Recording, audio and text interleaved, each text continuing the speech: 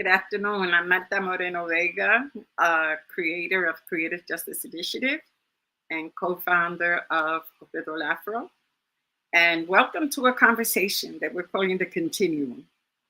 And The Continuum is basically in honor of the international celebration and acknowledgement of women of Afro descent, African women, and their children, our children, right? So generally the day is July 25th, but we figured we'd start a little early because the times require that we have conversations, continuing conversations that deal with the issues that are affecting our families, our communities, and our international community. So that I am honored that the sisterhood, when I called out, said yes. And people that I love and adore and trust, who are intelligent women who have helped me grow in my process. So that this conversation, we hope you will replicate at home in your community. So it's not presentations, it is a conversation of issues that are affecting us that we need to be thinking about at this point in time. And understanding that what is today is very different than was maybe 25 years ago, maybe different than 10, maybe different than 5 years ago, maybe different than 6 months ago. And in that process, we need to develop the narrative, the language, the understanding that will protect our families, our children, and our communities going forward.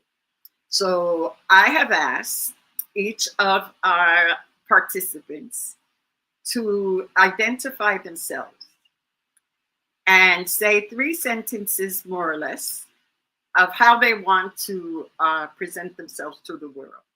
And also, I'm adding a piece. Who walks with us? Because we don't walk alone. When we do what we do, we don't walk alone. So who are those entity spirits, loved ones that walk with us? So I would like to start with our sister from Ana from Brazil. Welcome, Ana. Gracias por estar with us. Muchas gracias. Es un honor para mí. Yo voy a hablar un poquito en español, un poquito en inglés. Como tú quieras. En portuñol. Es un gusto muy grande para mí estar acá con ustedes. Bueno, I am Ana Flávia Magalhães, an African woman, in reference to the thought of Lélia Gonzalez, born in National Territory called Brazil, in Planaltina, in Federal District, a town close to Brasília, the capital of the country. I'm daughter of Sara Ramos Magalhães. I have been an activist in Black and Black women social movements for about 20 years.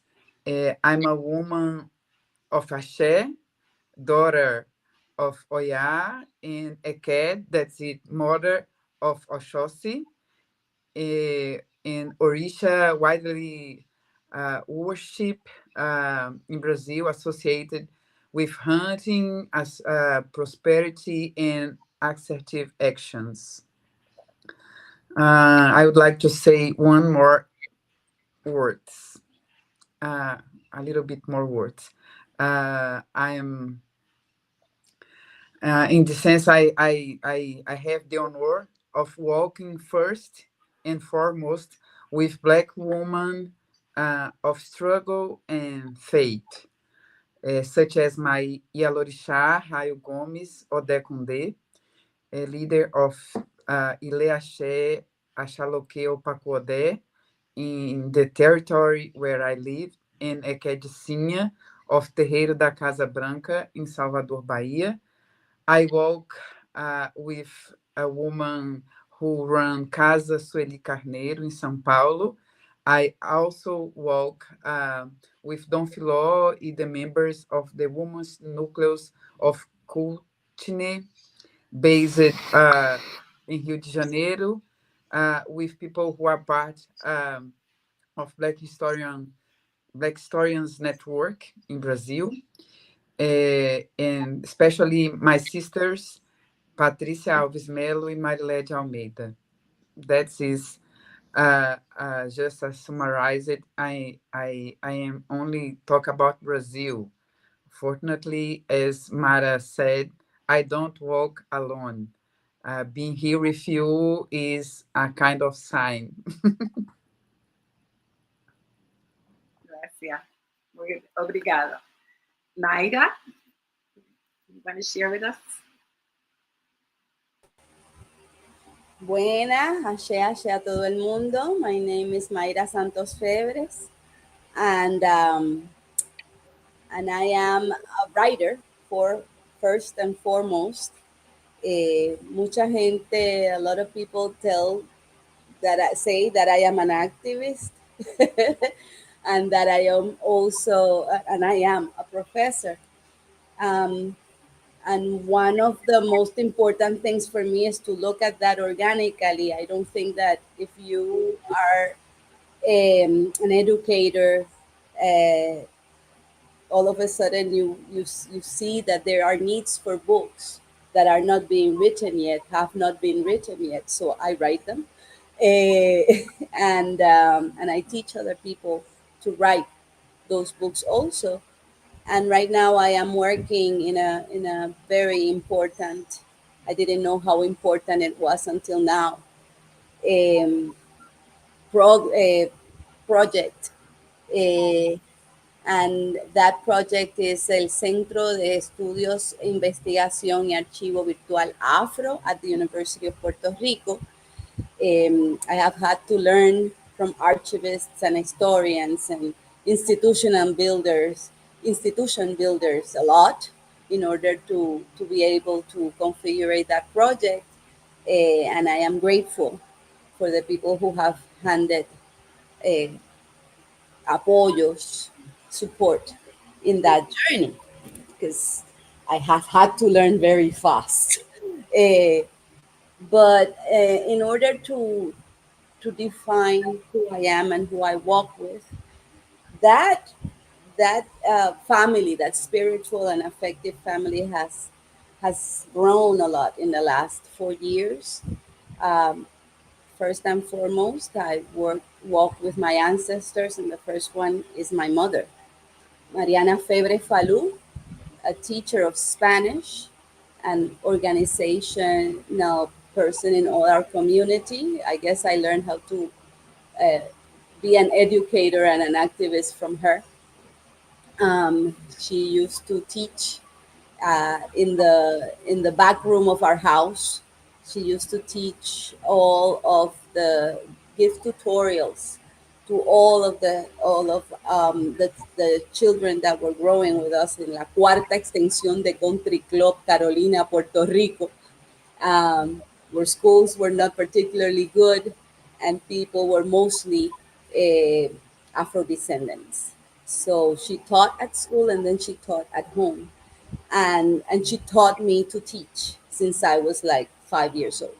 I was giving tutorials to my peers at the back room of our house since as far as I can remember, teaching them how to read and write all my life. I cannot remember a moment in my life in which we haven't been teaching other people what we learn and the skills that are needed in order to move forward. With Juan Santos Hernandez Ipae, Mariana Febre Ipae, my father was a teacher of history and my mother of Spanish. That's why I write historical novels. It's just something that happened out of living with them. I am also I walk with a family of ancestors that I have been learning their names since the 18th century. And I recently discovered that now that I'm back living here in San Mateo de Cangrejos, that the descendants of my mother, Febres, Mariana Febres, were originally from here, but were dispossessed and they have to move to Los Campos de Carolina. Eh, that place called Monteflores, right next to La Universidad de Sagrado Corazón, was used to be called Montefebres. And I also have learned organizing the virtual archive that my father's real name is Juan de los Santos Hernandez, connected with Pedro Cortijo de los Santos, the founder of San Mateo de Cangrejos in 1763. So as the more I learn, the more people walk with me. And I am a daughter of Oshun. And I also, my madrina, Mercedes Enriquez Ibae, walks with me. And this is, and I walk also towards the future with my son, Lucian Hernandez, and my daughter, Aidara Santana Santos-Febres, a woman, she is daughter of Oya, so she's always fighting. And my son of Obatala. But I also work with 28 interns, student interns that are now part of the Centro de Estudios de Afrodescendencia y Racialidad y Archivo Virtual Afro at the University of Puerto Rico, and that we have been able to recruit in order to do all of our work. And I walk with them because the fight that we have to fight has to be envisioned towards the future, and to to defend that center is also to defend them and their future. So this is who I am, and I am incredibly grateful to be here. And that Miss Martha, as I call her, she doesn't like that I call her Miss Martha, but she has been a teacher and a model to me. Called me for this conversation. Thank you very much for being here. Muchas gracias a todos los hermanos y hermanas que están aquí hoy. Gracias, we need to come back so that people understand cangrejos and what that community means. So Elizabeth, will you share? Talk about babies growing. Yes. One of the biggest gifts that my mom, Ibae Digna Garcia, Digna Silvia Garcia, did was dropping me off at the center when I met you, and what a transformative experience that has been, and how that's contributed to my involvement. So I share everybody. Oh my God, sorry about that. Yo vengo de lucha. I am a descendant of extraction, of enslavement, of colonialism. I am an Afro-Indigenous Boricua. My grandmother came from Isabela. She was born to an Indigenous woman in the back of a shack, and came with my grandfather, a Black man from Gawas, where they had to leave because the United States policies were taking up agricultural land and turning it into petrochemical industries, and they moved to the largest slum in the history of Puerto Rico, El Fanguito, in Barrio Obrero, where my grandmother lost 7 of her children to disease and hunger, and came to the United States with what was left. From my father's side, my grandfather comes from Haiti, into Vieques, and then into Carolina. And I am born and raised in an Orisha family, defining myself from the time I was little. I remember my mom said 2 things. She said, 1, you were born with the fist first, coming out first. I don't think anybody can deny that about me. And she also said, you were born very fair, and I want you to know that Black people are your people anywhere they are in the United States, that we are part of a diaspora, and that you are Black. And so as I was growing up, I remember people telling me that I could choose, that I could pass. And for me, passing meant denying my ancestors, my brothers, my sisters, my cousins, my family.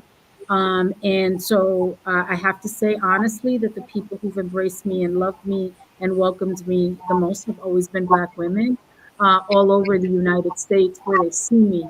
And that while some people think passing is a good thing, for me, it meant wearing the color of oppression. And so I've taken that very seriously in my life. I work at the intersection of racial justice and climate change. And I honor the mother in that way, all of the mothers, Shun, the fresh waters, the Maya, the ocean, all of the ancestors and all of the Orishas that really represent Mother Earth. I am a movement leader in the climate justice movement across the country and across the global South. And I do think that in terms of who I walk with, I certainly walk with my mother. I walk with my ancestors every single day, um, and um, and I'm really clear about what the future is bringing, and I can see what the future is. And I do think that the answers and how we make it through this political disruption and this climate disruption is by reclaiming our ancestral traditions, by going back to the learnings of our ancestors, the folks that sacrificed, put blood on the ground for us to be able to be here today. We are strong because of them. And so every day I thank them. And I have to remind myself when I feel overwhelmed that my grandmother watched 7 of her children die, that my mother went through things that I can only imagine, and that the education that I have and the opportunities I have because people fought for those, because of movements. And so I honor all of those people who came before me every single day. The work that I do is matriarchal, intergenerational, and leaderful. And that's how I define who I am, because I am someone who is a descendant of struggle. And I am really, really honored to be in your company today, de corazón. Ashe.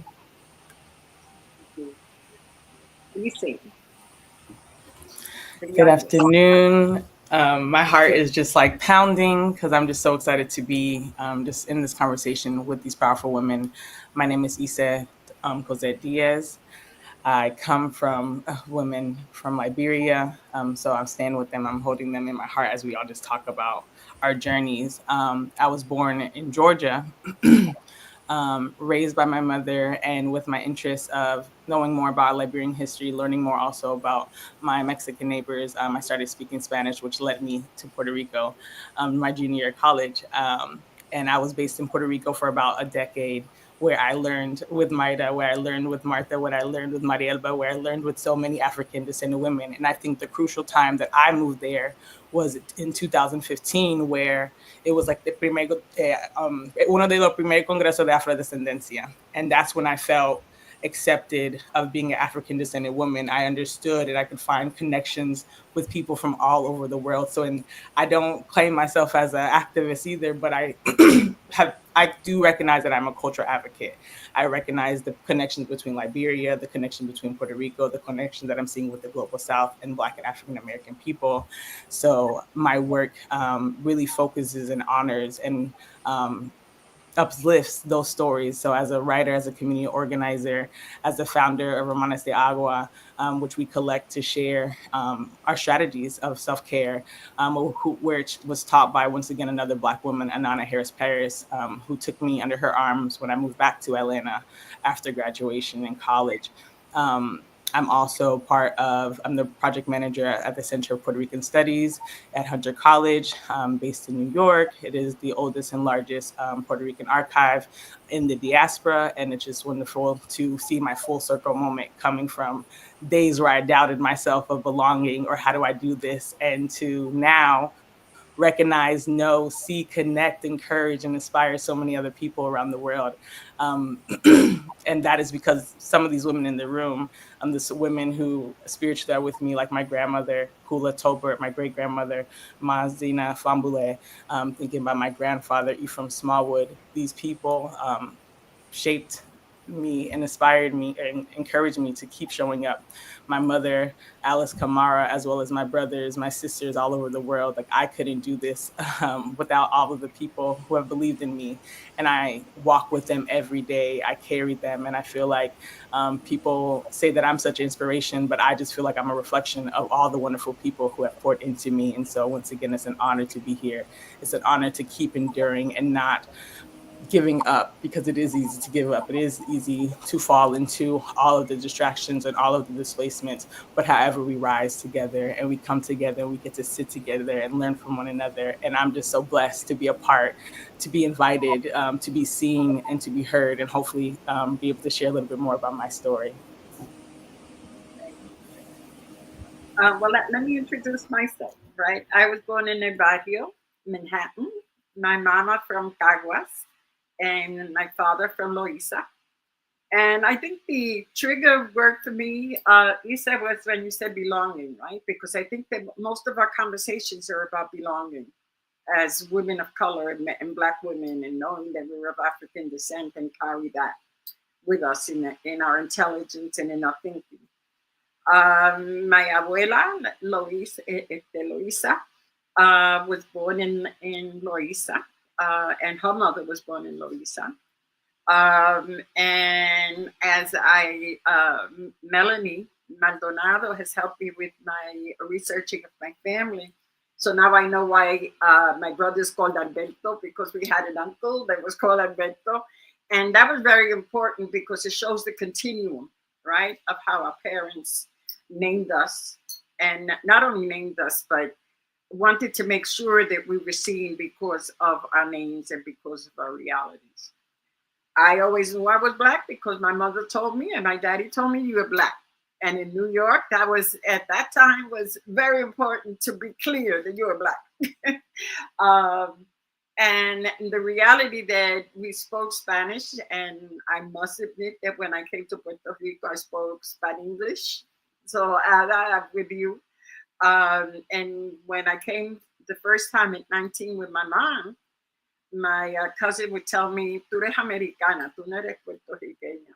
And I was so offended, right? Because all along growing up, my parents had told me, "No, you're Puerto Rican." And when I got to Puerto Rico, it was like, "No, you're not Puerto Rican. Tú eres americana," right? So the process of learning about myself and about the history of my people was key because it wasn't taught in the schools. That wasn't a subject area. Right now, we're hearing all of this sort of move to bring ourselves to the center. And that's critical, because if we don't bring our information and our experiences to the center, it's problematic. Then the other piece, and I go to Elizabeth, right? My abuela was a espiritista, a spiritist. She healed with leaves. She healed with alcoholado, right? We had bottles. She had bottles of alcohol of all different kinds on her window and in the restroom, because that was her healing medicine. So I grew up with healing medicines and little bags of different things on my chest, right, for healing. And it goes back to they worked, right? So that we were in a moment where we're being over medical injected, right? We're being over saturated with synthetic objects to digest. And we're seeing the increase of diseases and that we had not seen before, right? But most important to me, right, in the journey when I decided to delve into Africana studies, because I wanted to better understand my abuela, better understand the traditions in my family, was the opportunity to travel to Nigeria, to travel to Brazil. And I think that if we have to create a school, the school has to have a major component of people traveling and seeing themselves in other areas. Because when I saw people, Mayra Santos in Brazil, I had just initiated into the Yoruba tradition of Cuba, it was like seeing Cuba come alive, right? When I went to Nigeria, it was incredible because many of our stories, many of our experiences, our prayers, our songs had left as a process of enslavement, right? So we were all going back saying, well, we're going back home, right? Because I organized an international conference, bringing about 80 of us travel from different areas practitioners and professors of tradition. And when we got to Africa, we understood that a lot had come with us. That we, people were telling us, no, that you don't, what you have is not real, right?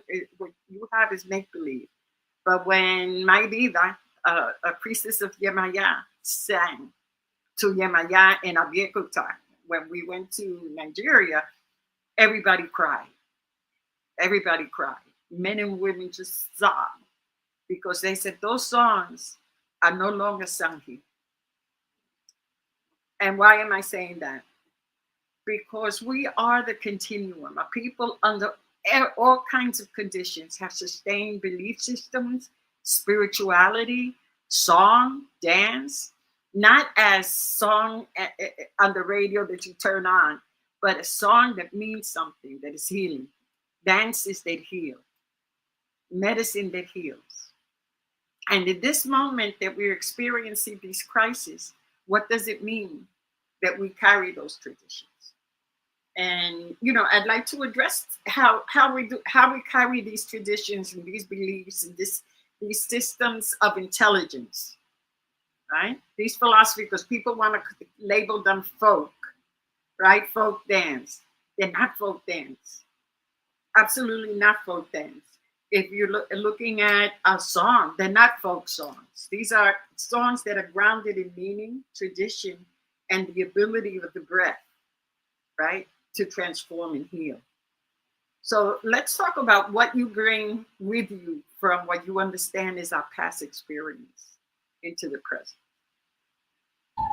I really love that question, Malta, because my mom was a curandera, and I remember going to school smelling like all kinds of herbs. But also, I talk a lot about the continuum of leadership. I think it's really important that there are divisions being hoisted on us that are intentional, so that we can't survive this moment that we're in right now. Literally, the Americas have retained. I remember the pataquis, my mom sitting us down and telling us the pataquis as we were growing up. My brother is hijo de Chango, my mom, Chun for 50 years. And we grew up in that. And in the house, there were people from Honduras. There were people from Brazil. There were people coming from all over. And we were learning the songs that went back 1,000 years. But in Nigeria and in Africa, they were becoming so westernized and so colonized that they were coming to the Americas and the Caribbean to learn ancient Yoruba. And literally, we held it without any books, without any computers, with our spirit, we held it down. And so I want to share that because those of us who held it, or our ancestors, were the descendants of enslavement. And so the folks that remained in Mother Africa were not the descendants of enslavement like we were. They were the descendants of colonialism, right? And so the harm is being done across. And so now, as a result of all of this that's available to us, we have the opportunity to engage in conversations that connects us because our bodies remember. It's literally the spirit remembers.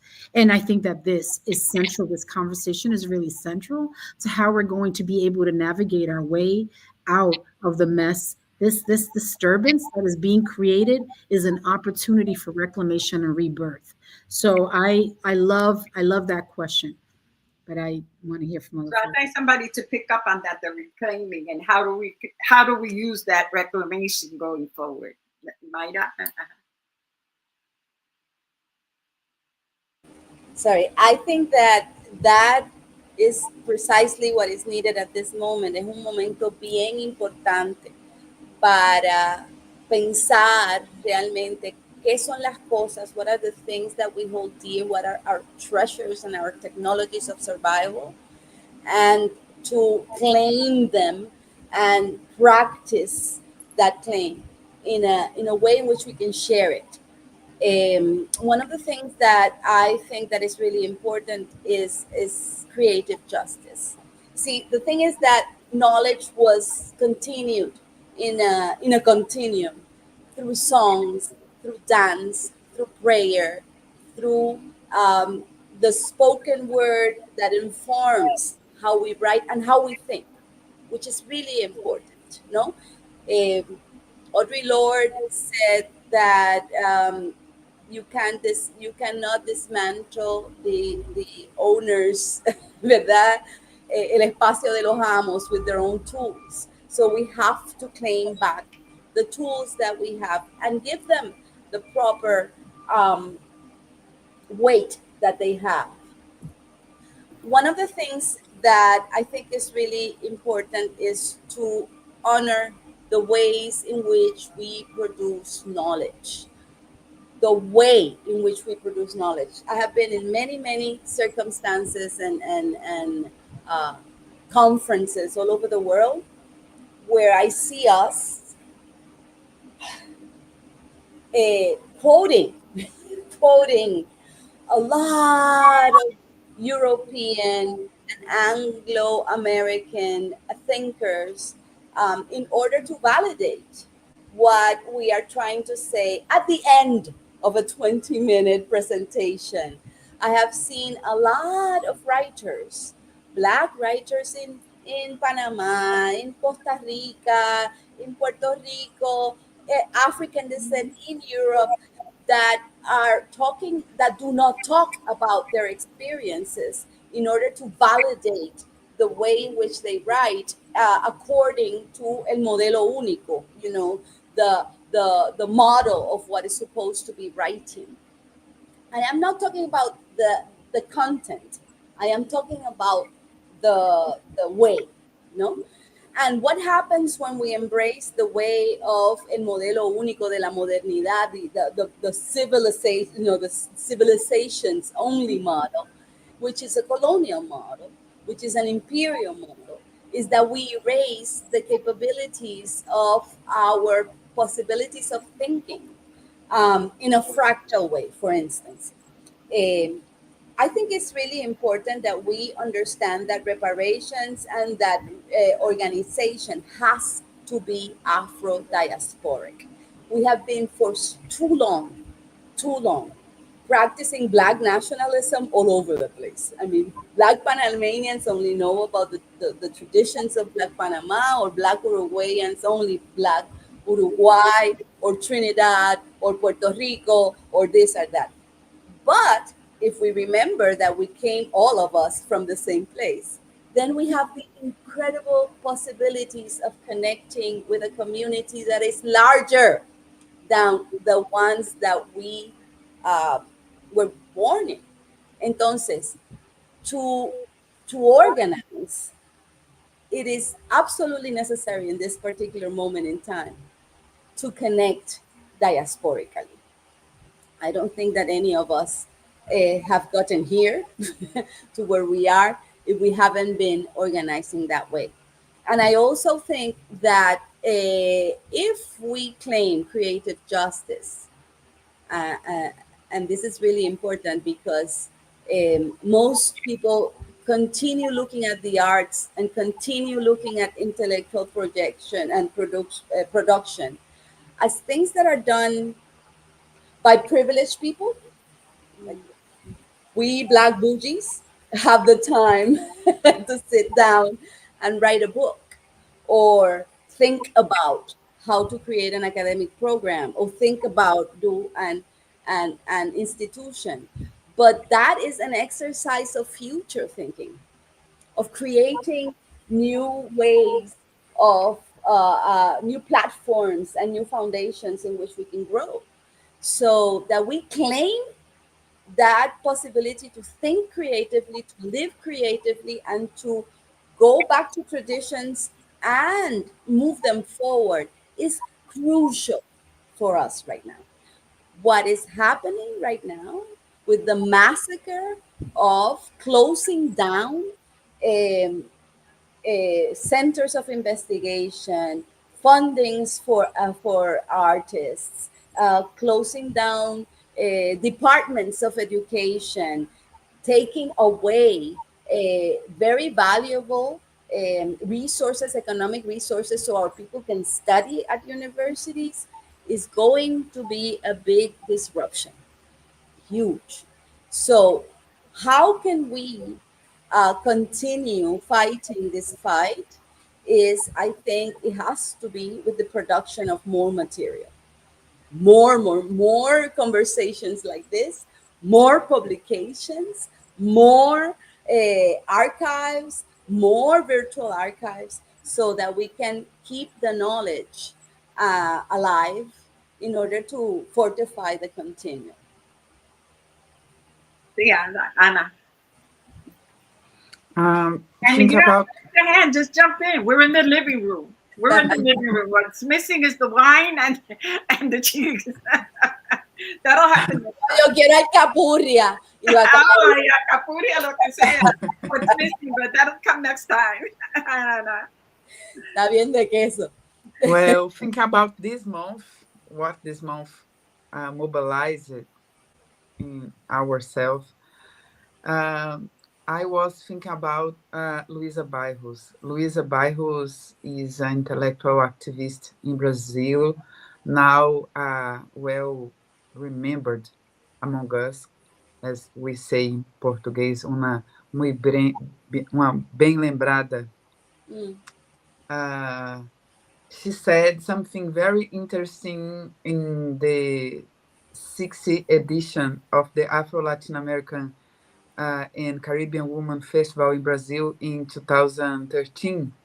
And I would like to recover it and share with you. She said, I have a great deal of difficulty talking about Black women from this position of victim, oppressed, most exploited, etc., because I no longer believe in it. You can show me all the statistics, and I consult them quite often, and I see Black women in large numbers.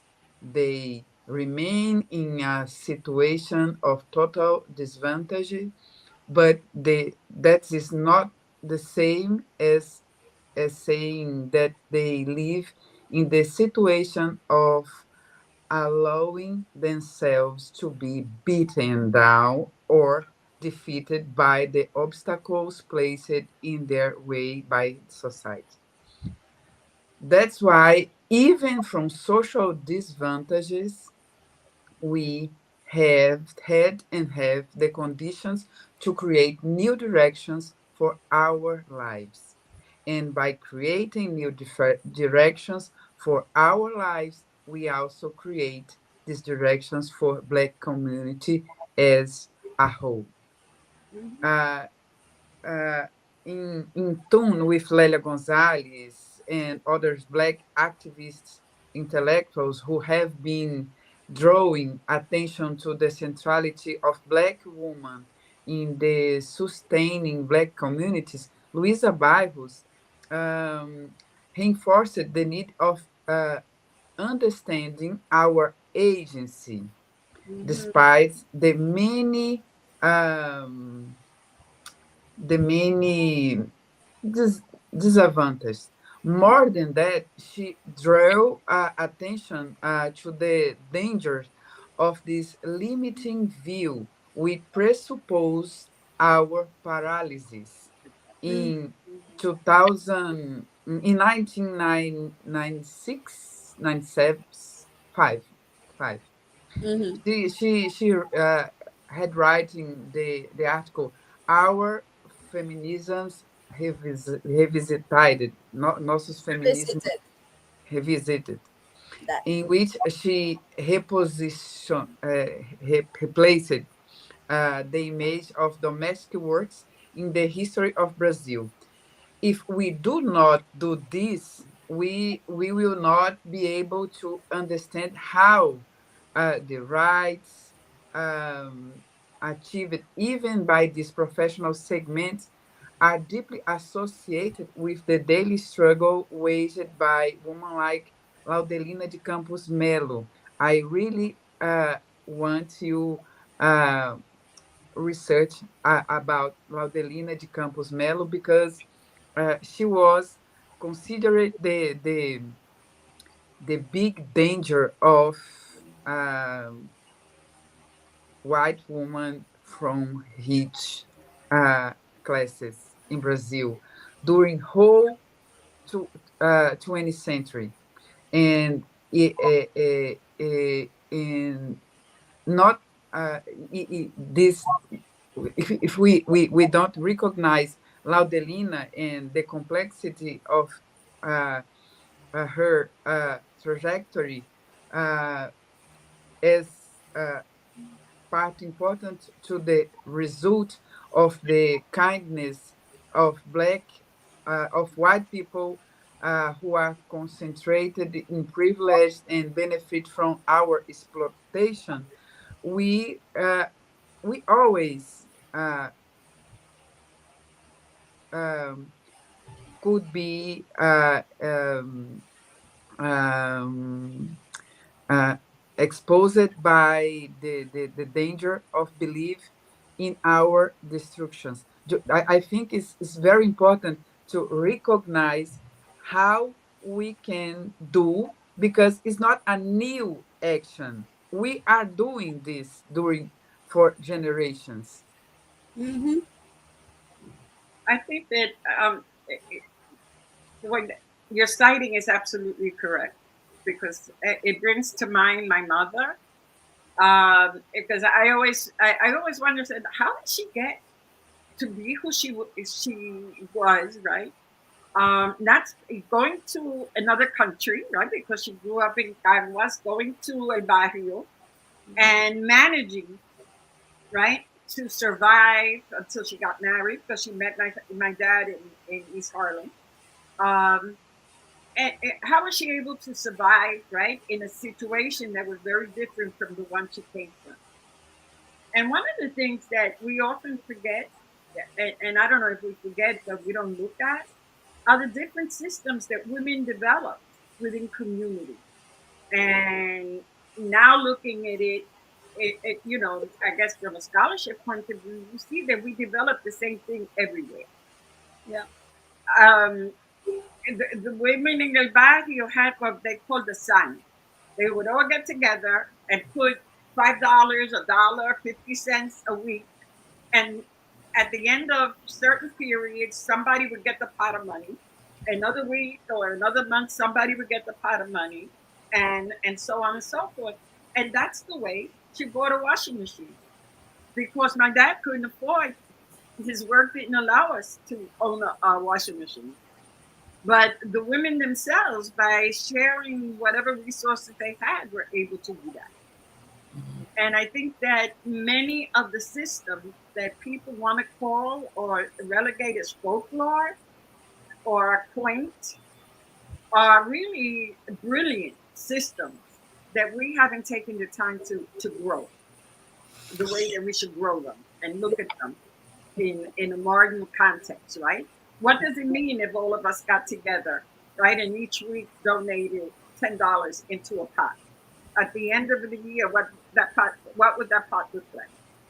What could it be invested in? It will be a scholarship for one of my students in Corozal right now. That's what I'm trying to do with this wonderful editorial, this wonderful kid from Naranjito, from Corozal, no, from Corozal, Puerto Rico, Black woman, that she's worried that she wouldn't be able to finish her bachelor's degree. The mother is a bomba singer. The father sells solar systems and cobra por comisión. And she is a brilliant person, but she's scared. And I said, wait a minute, wait, let me activate tu tias. Let me talk to the titis that you don't know that you have. And that way we are finding solutions that are not fighting the Pell Grant, because that will take too long, but that we can activate. And I completely agree with you, Marta. Maybe we have to go back to the pot. I want to add, just talking about the pot, talking about our bodies and things that have survived and how it's grown. Like, my grandmother was born in Bensenville, Liberia. Her father was actually emancipated in South Carolina and went to Liberia, and they were mixing with the Vai and Pele people. So he left when he was like 29 years old with his wife and 5 kids, and he was a farmer. And the Pele people in Liberia are really known for farmers.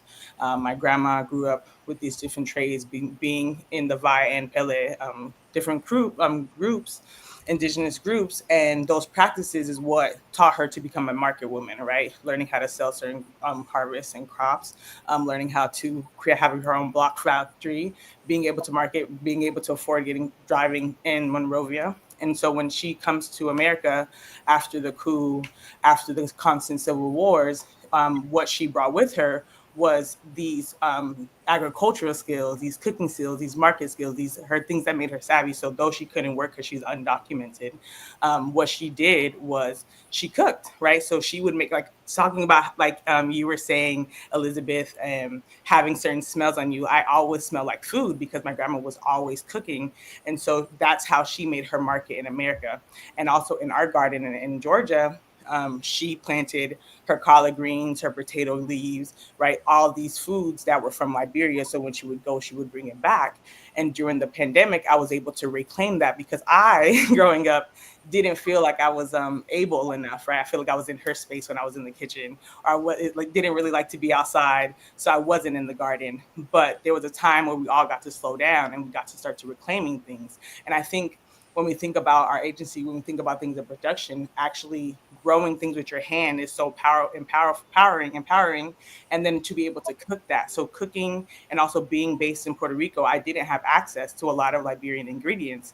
So during the pandemic, I got to talk to my great aunt, who sends me seeds from her garden. And I got to start this practice that was inherited in me that I thought was possibly lost, just as much as she probably did, right? Or her father did when he first got to Liberia. Like, how do we, in our transitions and the ways, whether we think about, yes, the scholarly productions or other cultural productions, what about those healing that happens through food, through meals, and how many people came to our house who were quote unquote refugees or looking for a place to live, and she got to feed them, right? Or she got to help my mother pay bills because of her market, right? Being able to sell fried pepper, being able to make the cassava leaf, potato greens, palm butter, all of these rich meals that when we look at our different connections, they have similar roots. And like when you talk about jollof rice and you talk about jambalaya or arroz mamposteado, all of these connections happen in the comida, like in la cocina, and sometimes because some people don't even have the access to go to school, right? And so there are these conversations that happen, right, when you're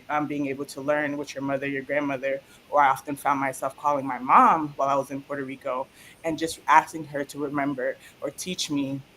And I say all that to say I feel bad because when I was younger, my grandma would always say, go bring your copybook so you can write down these recipes. And I never did it because I was a stubborn child, and you don't think about the important legacies that she was actually trying to, because she was illiterate, she couldn't read and write on her own. She wanted to pass it down. But because I was stubborn in my own way, trying to be a regular Black American and not really embrace certain Liberian traditions at that time, I missed out the opportunity. However, con practice, con tiempo, I'm recognizing this now, and I'm able to do this now. It obviously, unfortunately, it took loss to recognize what you had, but I also think that's very important. The scholarly work that we get to do, because I can write these books, right? I have poems about this, and my work, though it has been based in the Caribbean, definitely leads and looks towards Liberia, because what I learned from Puerto Ricans and from people in Puerto Rico, and actually being in Puerto Rico, allowed me to really tap in and have access to know where my family really came from, or even our survivals of after Hurricane Maria, my mom saying like, wow, you're living like how we lived in the war. So there's things that our bodies go through, whether we recognize it in different formations. However, we have survived. And so whether it's the cooking, whether it's growing a garden, whether it's singing a song, whether it's writing the paper, that there's other types, there's ways that our body remembers, and we have to just kind of pay attention to what feels good or what feels familiar to us, because there's signs. We just got to tap into it a little bit. So sorry, I'm jumping up and down like a human Daffy Duck right here, listening to you, because that really is at the heart of how we're going to survive recurrent extreme weather events and what's coming. There was an intent to homogenize our experience and to move us away from the things that had value in our relationship with the earth. So Black farmers didn't want to farm because that took them back to the days of the plantation. And it's only recently when they've realized, my God, I have to renew my relationship with the soil, with the land, because that's what's going to feed me, right? And so you've got now people all over Puerto Rico and the United States reclaiming their relationship with the earth and growing things that will sustain them. They're going to need to know how to do that because we don't know how to do anything anymore, right? The things that people did, our families repurposed, reused, they recycled, they did all those things, right? Because to be able to be poor meant that you had to live within your carbon footprint. And so, so about reclaiming those traditions is going to be so necessary for us to be able to survive. We're going to have to live with what we need instead of what we want. And we're going to have to understand that capitalism has a way of moving us away from those things, but also has a way of having insular conversations. So we've benefited from formal education. But if this conversation doesn't translate for Doña Fela on the corner, and she can't make the connection between cogiendo fiao, saving money, compartiendo la leche with her vecina, all the kinds of things that she has had to do to survive generation after generation, then we ourselves will become disconnected from the folks that we come from. And we got to be really careful because it's very insidious and very seductive to become these intellectuals that are separated from the lived experience of the people that we love so much and gave us life. And so it's how we've lost people to the right by that disconnection of language, of what we say. So people say self-care and I say collective care. They say American and I say the US because there are 35 countries in America, right? Exactly. So even the words, the language that we use, some people who will try to shame our young people and tell our young people, well, you don't speak Spanish. Well, Spanish is just the language of another slaver, another colonizer. And yeah, I speak too, right? But like, we need to really make that stuff digestible for our communities because the truth is that they have the solutions and they have to believe in their power and they have to walk in their power. And everything that you just described right now was about walking in your power and reclaiming the traditions that made people survive enslavement, in poverty, dire poverty. Malta was talking about how they used us as experiments. They've done it with Hurricane Maria. Do you know Hurricane Katrina is going on 20 years? 20 years in August, Katrina. And 20 years, and if you go to the lower Ninth Ward, you will see that all the development is happening on the white side, and that people in the lower Ninth Ward have no cars, no bodegas, have nothing. They basically took the descendants of extraction and of enslavement, and they neglected them for the last 20 years after watching their bodies floating down a river like we all saw on television. And there's more of that coming. More of that because extreme weather events are here. So everything that Marta said about healing, everything that you said, the stories that Ana, that you shared, everything that you talked about, Mayra, like all of that is central to our ability to come up with what that framework looks like so that people take pride and reclaim traditions that got us to this conversation right now. Because that our power literally lives in this entire conversation. So I just want to share that because I get very excited, as you can tell. It is. I think it's so important, and we say it and we don't do it. Yeah, I think people think that we need to develop a framework that has a value system that is ours, ethics system that is ours, an economic system that is ours. And it doesn't mean that you just drop everything that one has, right? But there has to be a process that we wean away from, that we develop criteria that places us at the center. People that have the spiritual knowledge, people that have the agricultural knowledge, people that have all of these intelligences have to be seen the same as opening a book and reading a book. Because you wouldn't have been able to write the book if you didn't tap the experts that have the content for the book.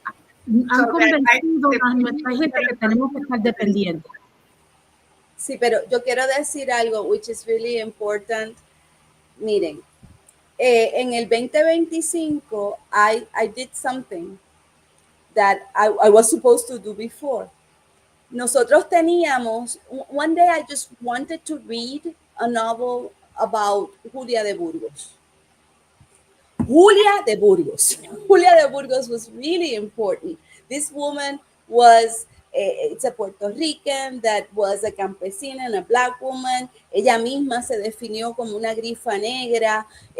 She was the secretary of el Partido Nacionalista, la Constituyente Feminista. She was really important in organizing women who were going to vote for the first time, working class women in the 1935, and I wanted to read a book about her life. There was none written, none. Sí. Entonces, there are so many books, and I'm talking about books. I know that knowledge is not just books. I know this. Pero es bien importante that we put that knowledge into a vessel that can withstand time. Nuestros ancestros se van, nuestra gente se queda, and then we are faced in the future with another epistemic colonization, another colonization of the mind, thinking that the only thing that exists is what es lo que los espacios educacionales o media tells us that exists. Por eso nos quieren quitar los libros. Exacto. Entonces, but that's another thing. Nosotros tenemos que producir libros. There's so little. Tenemos que tener los espacios. We have to have the spaces that they can come forward. Right now, books are being censored. Universities are now kowtowing to certain principles that will destroy our history and our stories. I know. So the question becomes, how do we protect those stories that get documented and get told? What are the systems, how we're going to preserve them? Because vamos a decir right now, an archive is essential. Of course it's essential. But who controls that archive ultimately? Us. If we do control it, because in many instances, they're in institutions that are not going to preserve them or have them in the basement.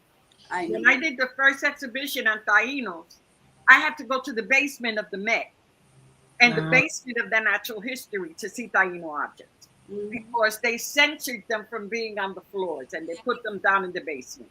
That's the same thing with books. That's the same thing with our heroes and sheroes. So who does that work? That has to be us. But it also has to be in institutions that we control. Yes. If we don't control those spaces, I don't care if the library is in somebody's living room and somebody's kitchen. If we don't control those spaces, they're not going to exist. Yeah. Ana se está tratando de meter double Dutch, Ana, double Dutch. Well, I as you said, I have been as a general director of National Archives in Brazil during the last 2 years. The first woman in 184 years. It's not a good question because, as I always say, it's the signal that I would have so many problems because this country didn't know how to deal with a person like me, with my my thought, my struggle, my life, not in present, but in a perspective of ancestry. But I had been over there. I did a work as someone who has been involved in the archives agenda, especially in community archives. That's it because I understood the urgency of highlighting the importance of memory as an instrument of fighting for equality in the present and in the future. I would say that we must always make time to talk about memory as a, a weapon, because I realized that the social movement of Black people in Brazil is always talking about memory, ancestry, but we didn't fight for example, the national policy of archives in Brazil, even among us. Many organizations doesn't have uh, a document organized. It's so hard to fight face it, the hegemony in Brazil, because when we think about memory, as we are talking about how the societies are created sense of uh, us, and we are always out of this sense This of book. us. And Mm-hmm. even among us, we have a so abstract idea of ancestry, ancestralidad.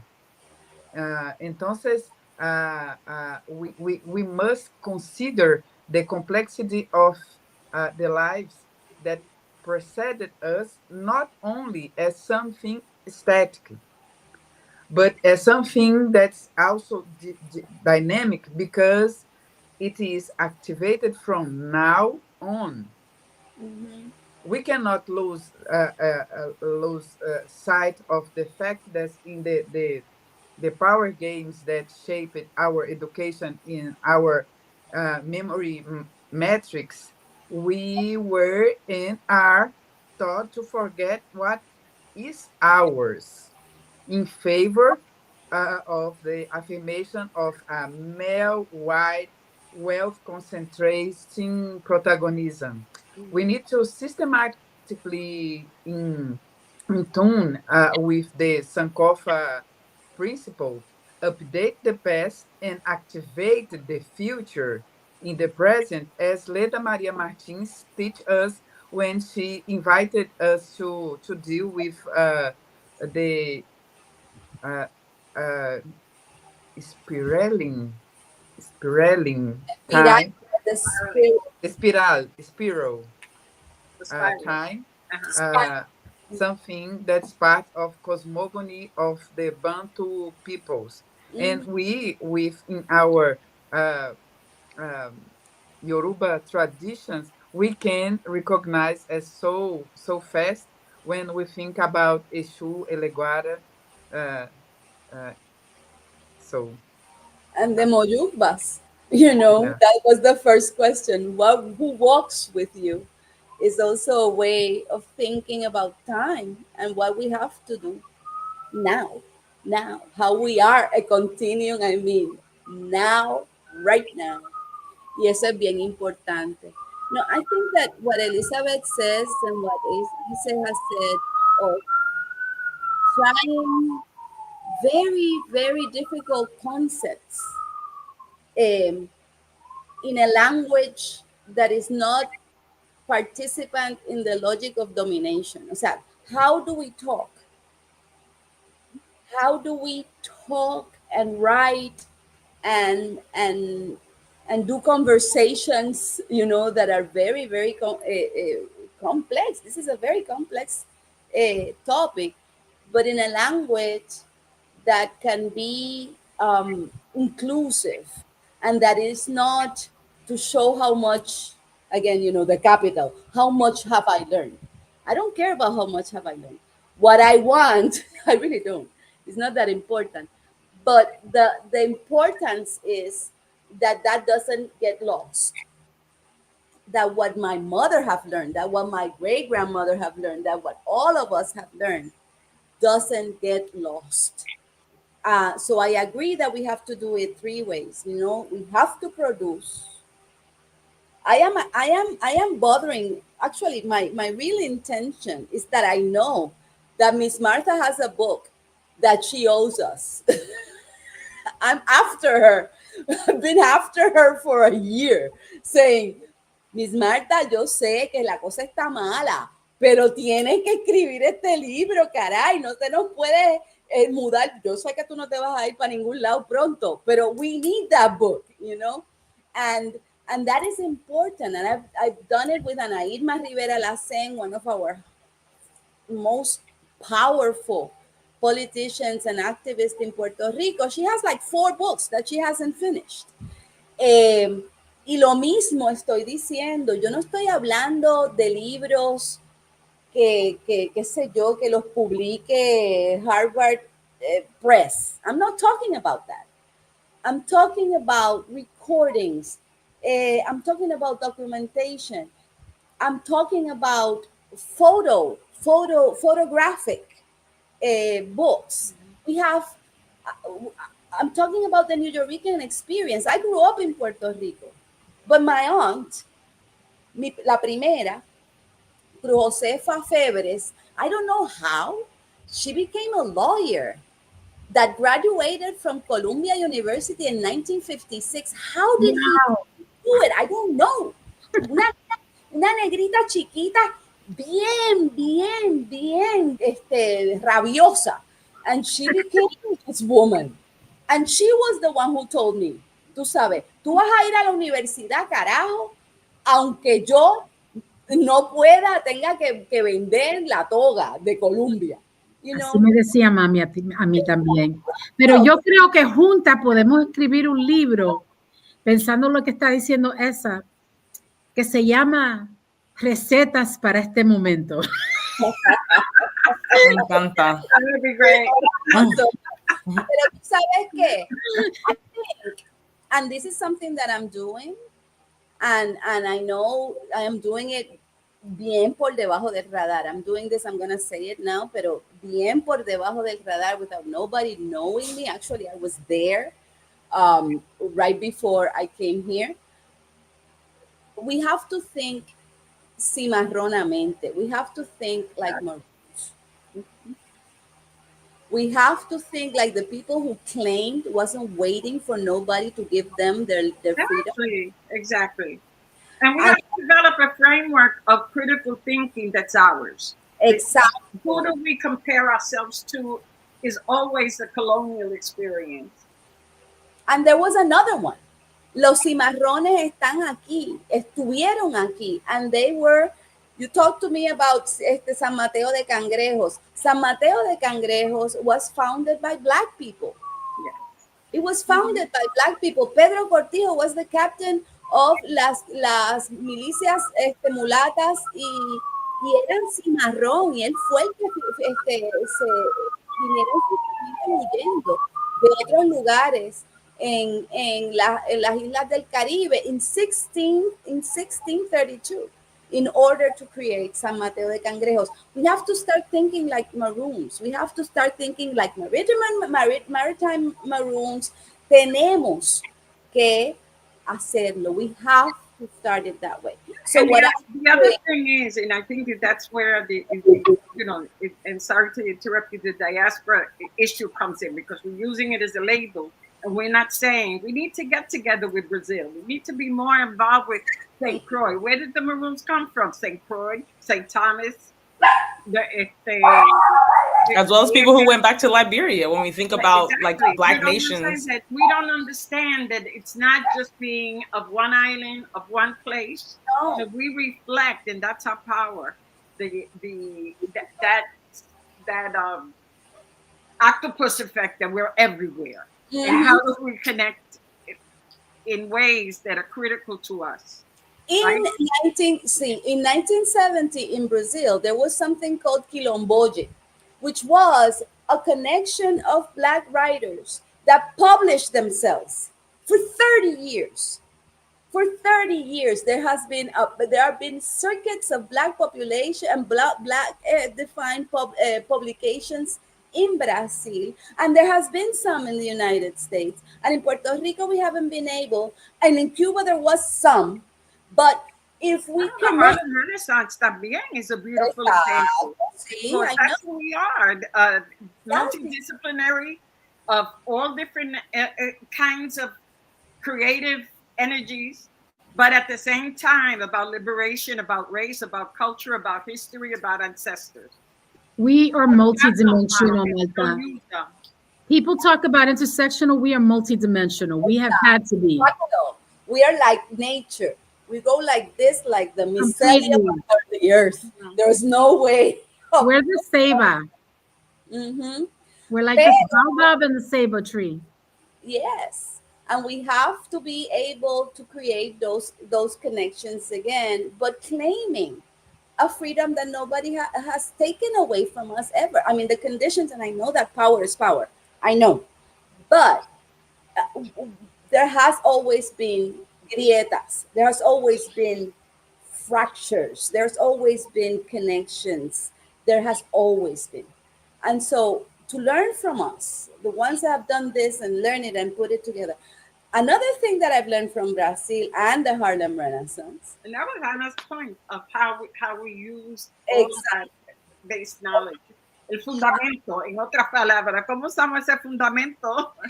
¿Cómo usamos el fundamento? And one of the things that I've learned, there is something called Escuela de Escritores, Escuela de Escritura. That I think is really important, but in our way. In our way. And one of the things that I've seen in Colombia, for instance, is that you get people that want to be writers and you take them to our elders and collect the stories. Mm-hmm. And then from that collection of stories, you create material that is needed for us in any platform. And now it's a bad moment. There's a lot of censorship, but platforms are very, very accessible. So how do we do this? Of course, one person cannot do it, but how do we do it is really important. Here we have translators in 3 languages. We're here. We can write recetas para el futuro in Portuguese, in English, and in Spanish, and maybe in a little bit of Liberian. We can do it. We can do it right now. That's the thing that I think that we have to look at in terms of what we can give.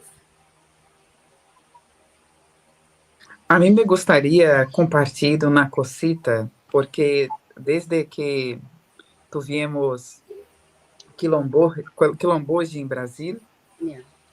Estávamos tendo outro movimento que é muito importante para mim como historiadora. Bueno, English. Eu estou pensando em Spanish.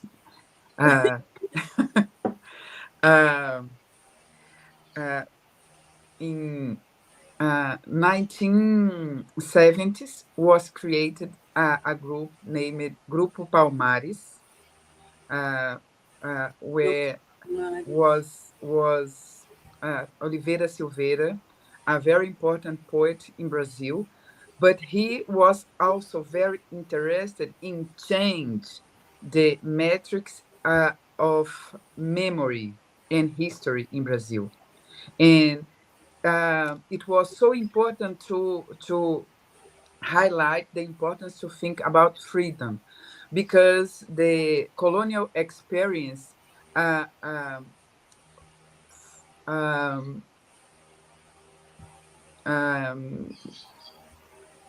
incarcerated our imagination in slavery. Mm-hmm. And if we are in this conversation, if we are in the struggle, it's because we always had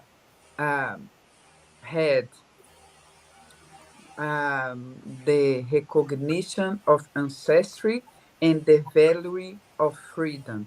We are living because we believe in freedom, and we are doing freedom possible. And we need to realize what it is, what it means. Because in Brazil, for example, during the major part of 20th century, we had to struggle against the myth of racial democracy, And in this narrative, we must believe that after the slavery for the major time in America, and a kind of slavery which received the major quantity of African people in slavery, we created a racial democracy in this country in post-emancipation after the abolition. This experience creates an illusion that slavery explains everything, but it's important to say that in Brazil, in the beginning of 19th century, we had the biggest freed and free population of Black African descendant in America, even after Haiti had the revolution. But we cannot speak about how or what this freedom means. Since we start to speak about freedom and recognize the space of racism and not only slavery, we start to recognize how our ancestors are being able to create a future, a possible future. When we speak about recipes for the future, we need to recognize that it's not a event of this present, but we have more experience that we are able to recognize now, because we don't change yet this framework. We are looking for our words with a kind of, I don't know this in English, even in Spanish. Can I just, I'm going to leave soon because I have to chair a national meeting, but I do want to say something about that, Ana, because of the moment that we're living in, the fascist moment that we're living in, and the cost of liberation for the Haitian people, and what it's meaning for us right now. I am part Haitian, and I try as best I can to rep Haiti hard, because I feel like Haiti doesn't get the love that it deserves. And I know that there has been a cost, a generational cost, for daring to engage in liberation for Haiti. And there will be a cost for us too. And so I don't, my mom used to say, no tapes el cielo con la mano, y no quiero tapar el cielo con la mano. No quiero que nosotros that we pretend que las cosas están suaves, las cosas están bien difíciles y no sabemos lo que nos va a pasar. Se va a requerir we're going to need to be courageous, and we're going to really need to embrace our ancestors and being courageous, and to be able to hold this moment collectively with each other. We're going to need to know how to complement each other and not compete with each other. We're going to have to learn how to move away from an extractive way, capitalist, patriarchal way of thinking about power and community building, and come in as women who, as Black women who have always known how to hold the moment and support each other. We're going to have to pace ourselves. And I think that if we looked on one block, let me just give one example to give some hope, right? If you look at one block and there's an extreme weather event and the first responder doesn't show up, and we know who is on dialysis, who knows CPR, who's a teacher on the block, who knows first aid on the block, who knows self-defense, I feel that we will know and recognize the power that we have among just one community, block by block, that the power is insane. And I think that what we've been conditioned to believe is that we're weak and that we need supports from other people, when in fact, the opposite is true, which is why they're trying to kill us. All right. They're trying to kill us because we know we have the numbers, we're growing, and our power is a threat. And so we need to reclaim that power and not be fearful, but really think about what this moment means in terms of our survival and how we create different economies of scale. And I talked a little bit earlier about living with what we need instead of what we want, because we're going to have to think about cooperatives, and we're going to have to think about other kinds of economic systems, bartering, the things that our ancestors taught us. Because lo que viene es saoco, right? I'm quoting my mama. Lo que viene es saoco y está aquí mismo. So, no quiero que la gente piense que no tienen poder, que no hay soluciones, porque esta conversación básicamente está diciéndole a todo el mundo, nosotros no solamente sabemos, pero nuestros descendientes también sabían lo que es necesario para nosotros poder conquistar este momento político, porque es serio. El propósito es exterminarnos a todos. I don't want to pretend. Quiero, como digo, como Mami decía, tapar el cielo con la mano. And I don't want to leave on a negative note. I want to leave on a power note, that there is a badassery. Like, think about who we are, right? I remember... sorry about that. People have... Okay? No, I'm sorry about it if you heard that sound. Oh, no, that's all good. That's the world. For people. That's the world coming in and saying we're here, right? When you think about what our people went through, and where we are, that trajectory, because we're talking about a continuum, that's our story. And when you think where people start from privilege and where they are, that's weak. They don't get from here to there without us, but we're coming from here to there. Right? That's power. That's who we are. And I think we need to remind ourselves that we are those people, and that people like that present a threat. I think the critical thing is that we have to get that narrative, that language, that mindset in the everyday. Yes. We have to get it in the everyday. How do we speak on this situation, and how are we projecting, moving from the situation? Because I think that one of the things that happens, as I said before, and it sounds silly, but it is, how do you eliminate or censor the word woke? This is the language that comes out of East Harlem, that comes out of this young people, right? In the 70s and 80s. And all of a sudden, those words are censored. What is censored in terms of words is us. Us as a people, us as a history, us as a continuum. So that our narrative has to be different.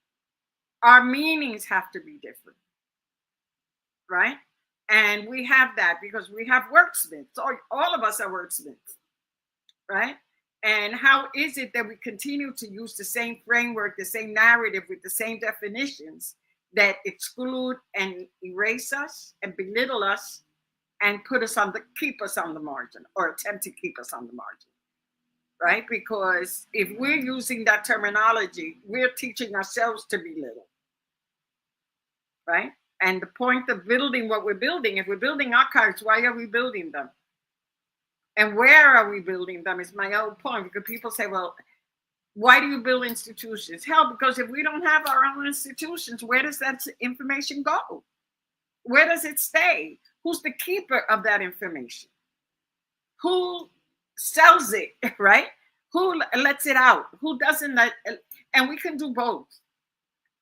It's not either or, it's doing both.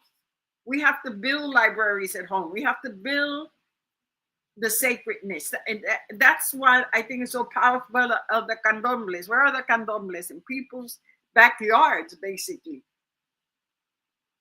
Right? Where are our altars? In our living rooms. Where are our ancestor tables? In our homes. So how does that become, and how does articulate that concept to the broader community? Right? Because all of our elders have ancestor altars in their homes, but they've been taught to hide them. We've been taught to hide them. We don't hide what is our power.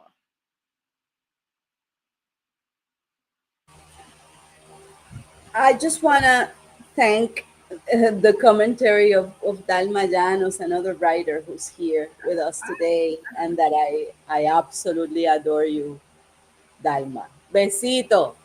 Eh, Besito. Dalma has done something really cool um, with her novels. See? And I think that that is an institution building also. So that we can I have given my kid is now doing some internship somewhere, and she took Dalma's book with her. See, the thing is that we can continue creating these portable possibilities of who we are, of memory, as as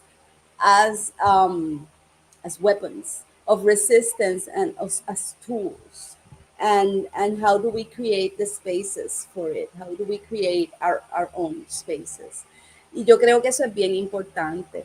But I will even I will continue saying it. You know, we have to think of ourselves as the keepers of that memory, and how do we create vessels for we are vessels ourselves, but we have to create and multiply more vessels in order to keep those memories in any which way, in any which way, by doing institutions in ourselves, in our own homes. I am working on that one, by doing institutions and creating tools, maybe very vulnerable tools, but I think that public universities are really important Oh institutions yes, no question, to. no question. But it's not either or. No, It's I got it. both. Exactly. We have to do it there because that's the way we enter, many of us. I would have never been able to study if it wasn't for a public institution.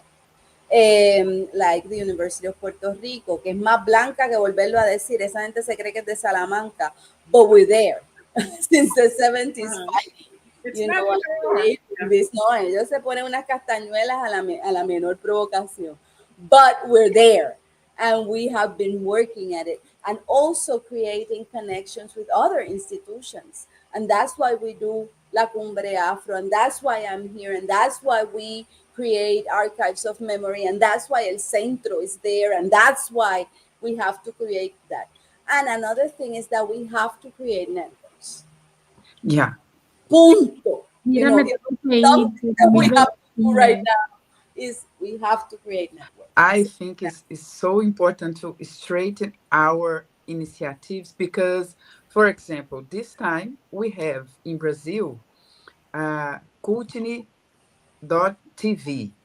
is a kind of archive of videos, audio, visual, Mm, is considered the biggest in Latin America, even in the world. And it's a TV channel and a digital archive, which was initiated almost 50 years ago by black activist group, um, leader by Don Filó.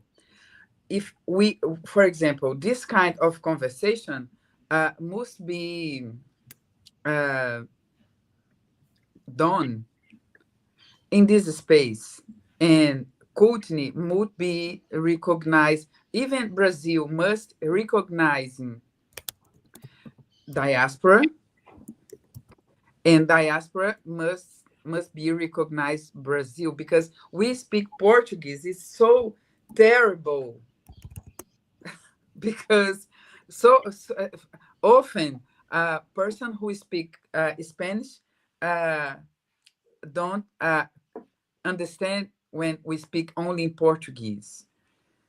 And we sometimes don't speak in Spanish because it's more important speaking English.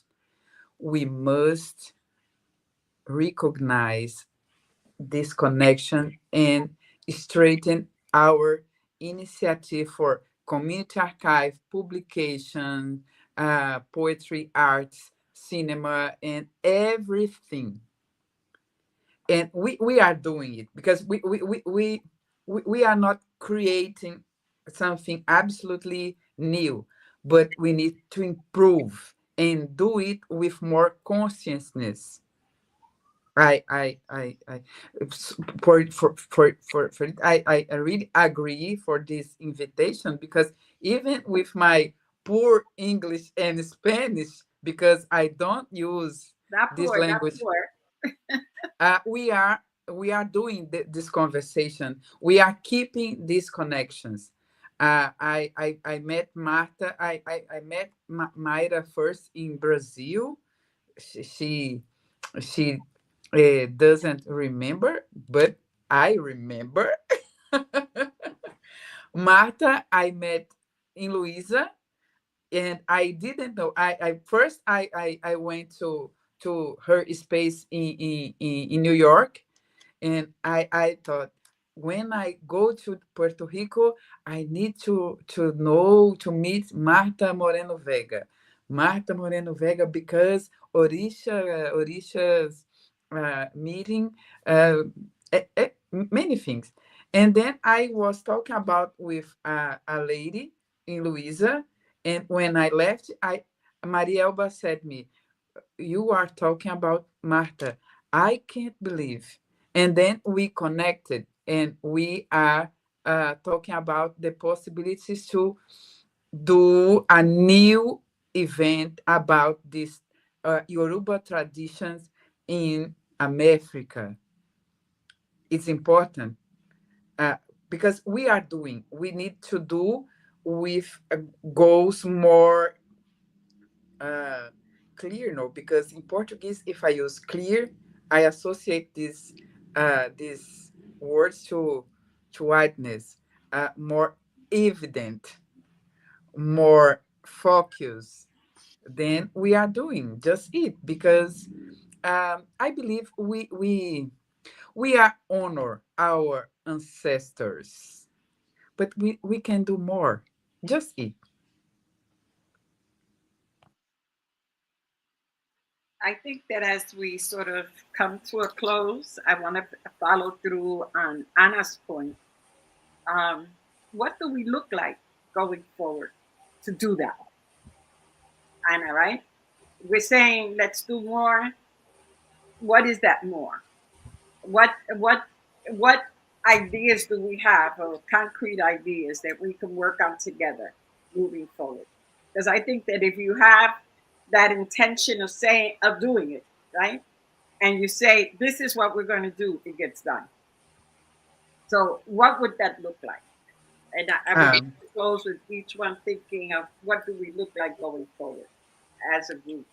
And I would I, like to encourage people who are listening again, please make groups like this in your living room, in your kitchen, in your park, because it is this energy that we're going to create, seeing each other and not seeing each other and reaching out to each other, that will create the change that we have the power to do. Mhm. But it has first, to be intentional. It can't be just saying it. It has to be intentional and programmed. you know, I I started to research about Puerto Rico because I realized that we Brazil and Puerto Rico were the last countries in Yes, America to finish please. slavery. But more important than it, Brazil and Puerto Rico had The freest. big experience of freedom before abolition. And even even after that, our countries created the image. We didn't racial problem, because the racial problem was in United States, or uh, residual from colonization. No, the question is, we are more similar than we thought, and that's it's why in Brazil, the immigration of Puerto Rico was denied in the end of 19th century, because if, in Brazil and Puerto Rico, the white classes know that we are a black countries, and in Brazil they didn't want to improve the black population, so they denied the persons from Puerto Rico. And we need to share, because in Brazil as personas no conocen la cultura afro de Puerto Rico, porque acá solamente recebimos la blanquitud, o los que piensan que son blancos. Es importante romper, quebrar las cadenas que están a cercar nossos ojos, porque eu penso que há que reconhecer o que somos em uma perspectiva transnacional, porque americana. Então, há que trabalhar, por exemplo, com depositório de escritores, de traduções, de archives, and challenge our capacity of use the language. Because for me, almost 10 years ago, I didn't speak any other language than Portuguese. I just write and read. I started to be with people who demand my speech. I must speak. I must speak. Entonces, si ustedes tienen que hablar con personas que hablan portugués, ustedes van a conocer mejor quién fueron Luísa Barros, Lélia Gonzalez, Laudelina, Oliveira Silveira, Quilomboji, Conceição Evaristo, la rede de historiadores negros. Eu estou muito contente em poder empezar projeto com Marielba Torres para traduzir pequenitos textos sobre a cultura afro. Isto poderia ser com muito gosto com ustedes, porque temos muito em comum. Sim. Seguro que sim. A mí me encanta hablar español, no porque yo tengo pasión por el mundo ibero, no. Es porque en este juego de la política, da geopolítica, hablar en español no es algo que es ahora. Por la historia, no es algo muy positivo. Entonces, yo voy a hablar en español more than in English because I want. Salió de olla. Yo soy de olla. Thank you so much, Ana. So, if you say the next steps are the small books that you'll be working with? Yep. Okay. And then we'll start thinking about the International Yoruba Conference, right? Okay. Good. To wrap up, what I will do, I'm going to do two things. Yo voy a hacer dos cosas. One of them es defender la Cumbre Afro como un espacio de conexión entre toda la gente del hemisferio y de la diáspora afro en español, en España, en Alemania, en donde sea, y conexión con África. So this is something that I'm going to keep on doing. No sé hasta dónde me dejen, pero yo la voy a defender. Lo segundo que voy a hacer es, en honor a Quilomboye, nosotros empezamos una publicación que se llama Letras Cafres. Y Letras Cafres, yo me puse a mirar, quiero invitar a personas que puedan hacer reflexiones, a publicar, a someter ensayos en Letras Cafres, en todos los idiomas, en español, en inglés, en portugués, brasilero o angolano, en todos nuestros idiomas, para seguir creciendo esa plataforma y darle taller a el equipo de 8 estudiantes graduados y subgraduados que están haciendo edición, traducción y redacción dentro de ese gimnasio, ¿verdad? Editorial. Porque a donde nos queremos mover es a empezar a publicar tanto virtualmente gratuito, que se pueda bajar de descargas en toda la diáspora, porque los libros son, o sea, esa es otra manera en que no nos dejan leer. Y es que le imponen aranceles aduaneros imposibles a ciertos libros y a otros no. Entonces, ahí tenemos un buen, nobody can write a book by themselves. We need an editorial board and a book of translators y redactores, correctores de prueba, emplanadores, diseñadores. A book takes a lot of people in order for it to get published.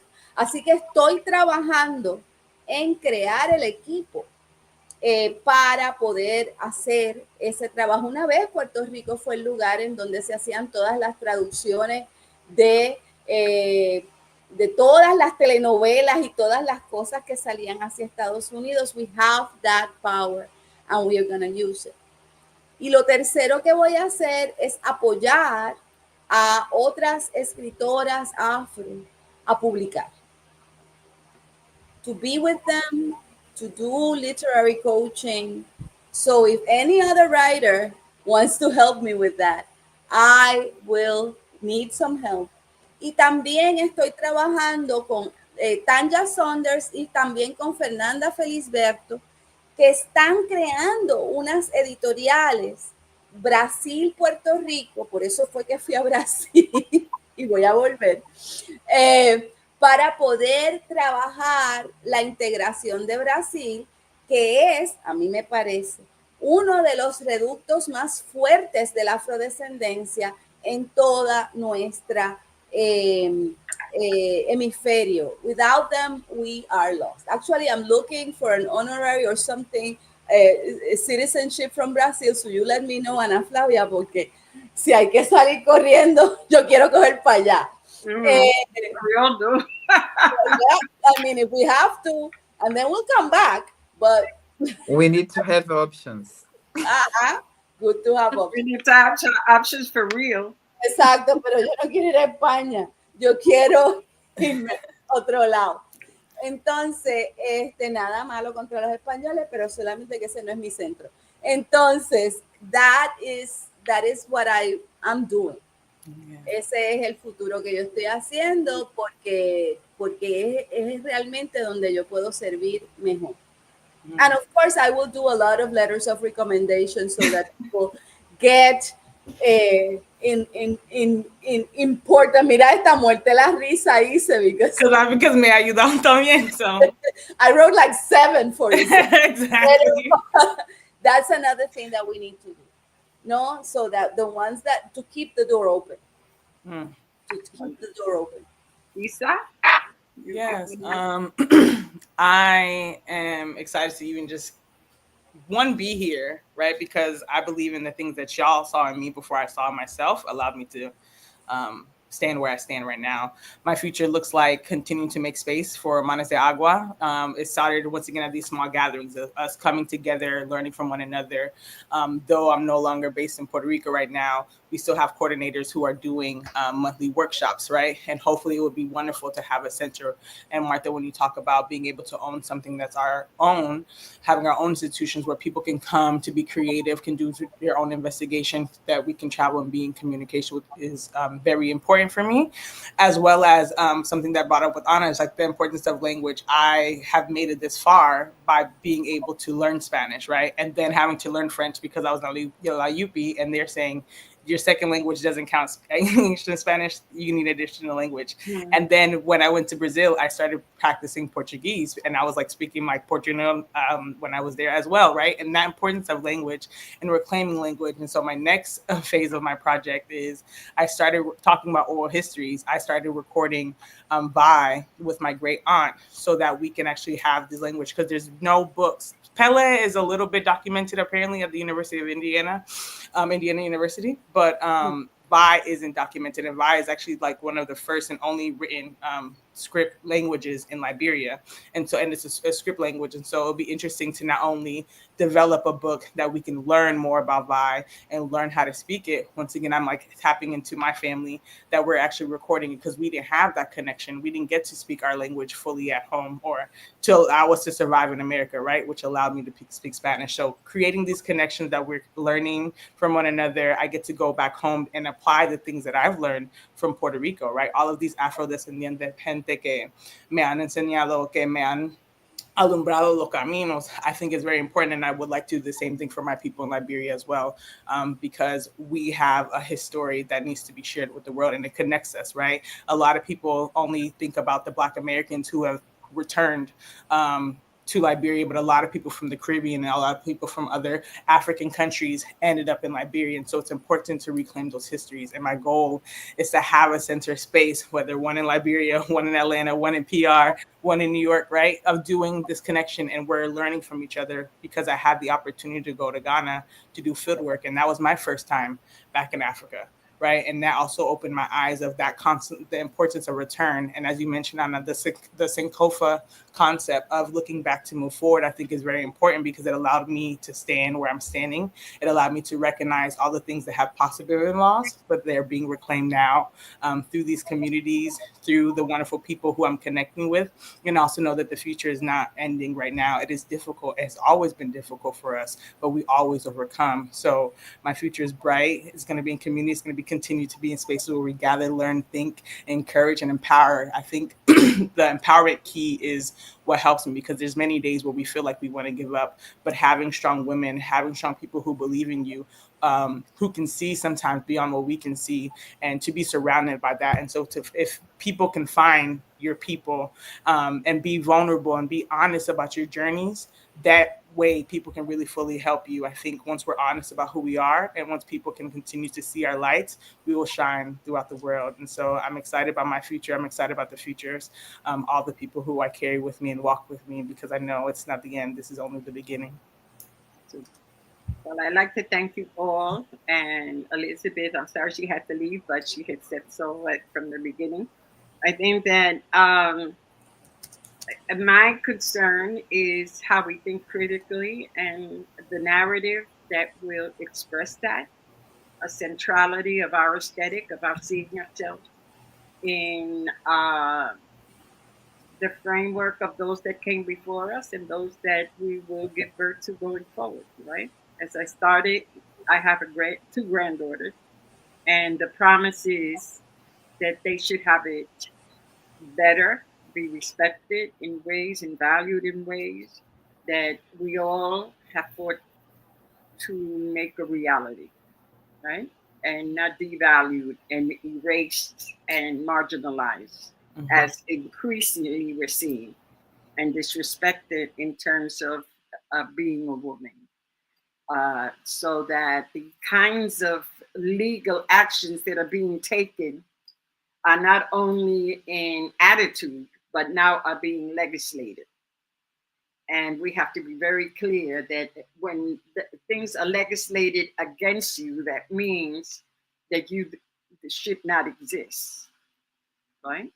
So the question is, if we are to exist, then what is that narrative? What is that action that assures that existence, but also with dignity and with the power of who we are as a people, historically and presently and into the future.